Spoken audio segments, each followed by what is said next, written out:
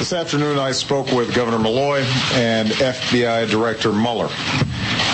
I offered Governor Malloy my condolences on behalf of the nation and made it clear he will have every single resource that he needs to investigate this heinous crime, care for the victims, counsel their families. We've endured too many of these tragedies in the past few years. And each time I learn the news, I react not as a president, but as anybody else would, as a parent. And that was especially true today. I know there's not a parent in America who doesn't feel the same overwhelming grief that I do. The majority of those who died today were children. Beautiful little kids between the ages of 5 and 10 years old.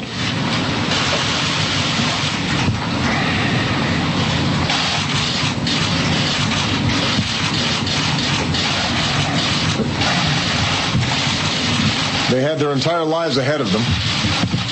Birthdays, graduations, weddings, kids of their own.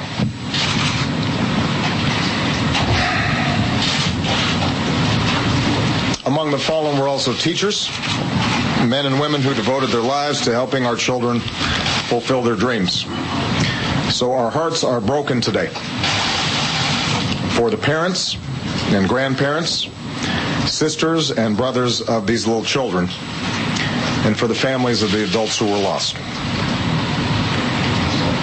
Our hearts are broken for the parents of the survivors as well.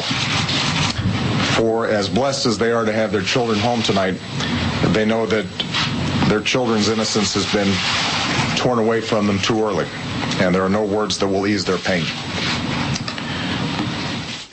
Our hearts are broken. It was a tearful President Barack Obama who took to the airwaves today to address the American public in the wake of the tragic mass shooting that left 27 people dead.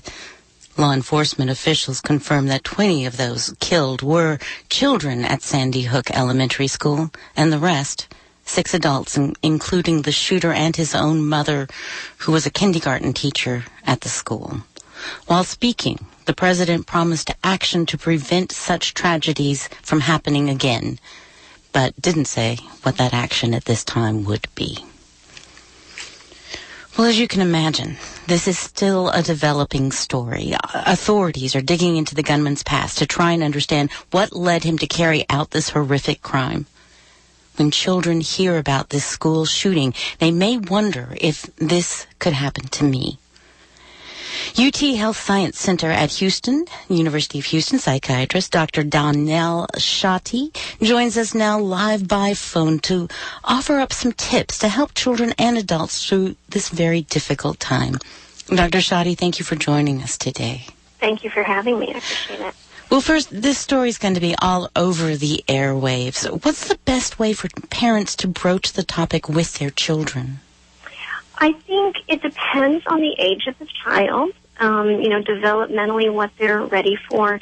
And most parents know their kids best. So I encourage parents to think about, is my child an overly sensitive child and I need to give and turn the news stories off? Is this something they can hear on the radio but maybe not see the news images? Do I need to limit access on the computer? If your child does have access, if they're older and they're having access no matter what you do, I think bringing it up in your regular routine conversations, I think always parents should be building in a chance every day to connect with their kids, whether it's over the dinner table or while they're driving to school and that kind of thing. And just kind of, did you hear that news story? What did you think about it? How did you hear about it? How are the kids at school responding?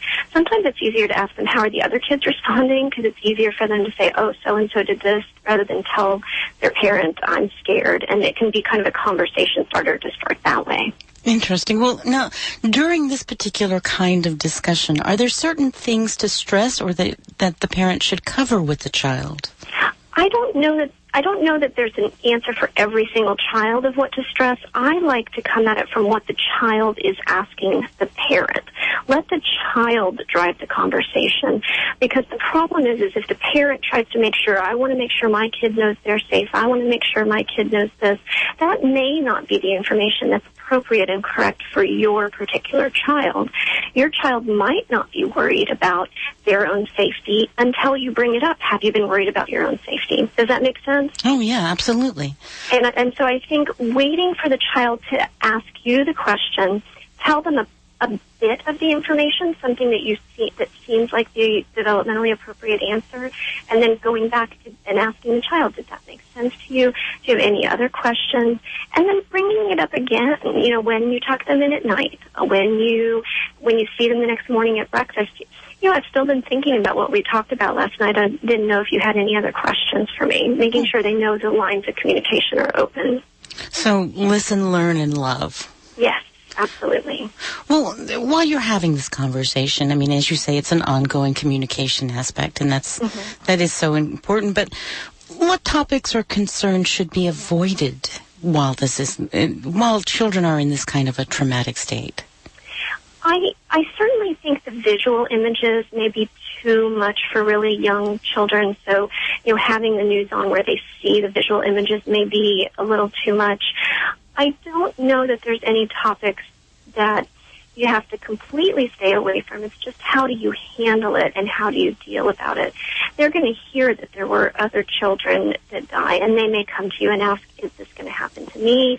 Or they maybe come to you and say, Mom, are you safe when you go to work? Maybe Mom's a teacher or something like that, or how are you safe? And I think easy reassurance for the very young children, just keep it simple.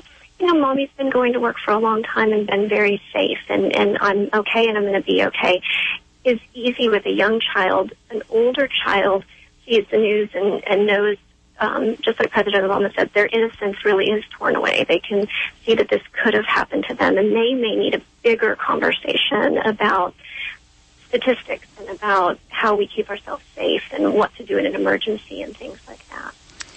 For those of you who are just joining us, we are talking with Dr. Dawnelle Schatte, and we're discussing the shooting that had happened up in Connecticut and how you can address these kind of topics with your children and inside your family.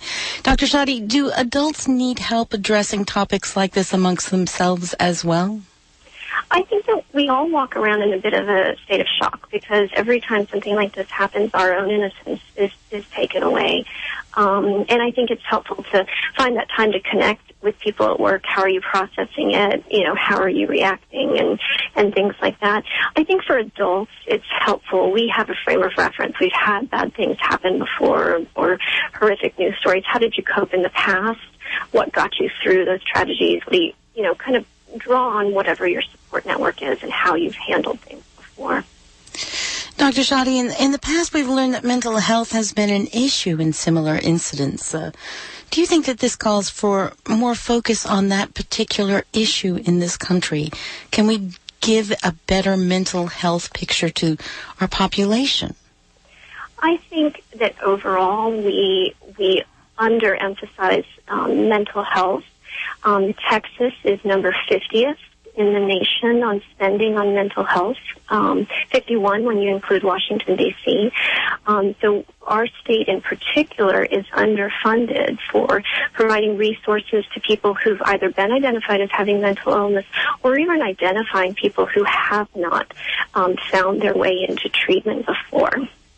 We always say that, of course, there's a big problem right now that our jails have become our mental health keepers, especially with the laws as they are right now. But these aren't the people who seem to create these heinous crimes. Where's the disconnect on that? I don't know for sure. I think that, unfortunately, what happens is it costs half as much to house someone in a jail facility in Texas than it does to house them in a therapeutic hospital setting or more institutionalized setting that's really addressing their mental health needs. And so I think that as a state, we need to focus on what really are the needs. What are some of the preventable things that we can do to prevent mental illness? There are links with child abuse. There are links with substance abuse and early access to drugs. What are some of the preventable things we can do? What are some of the things we can do to recognize illness when it starts, either in school years or as young adults, college age? And then again, once somebody has had problems and run-ins with the law, how do we best treat that? Do we lock them away? Do we get them treatment? How do we handle that? Dr. Schatte, how do we begin to heal? I think that when I said before, what have we done in the past, every person has to look at what individually has gotten them through tragedy before. It may be connecting with family. It may be their church or their community. Whatever support network that they have, I think it's the time to reach out to those supports. And finally, are there any websites that might have instructional videos or more information that our listeners can go and check out to help them through this? My favorite website is going to be the American Academy of Child and Adolescent Psychiatry.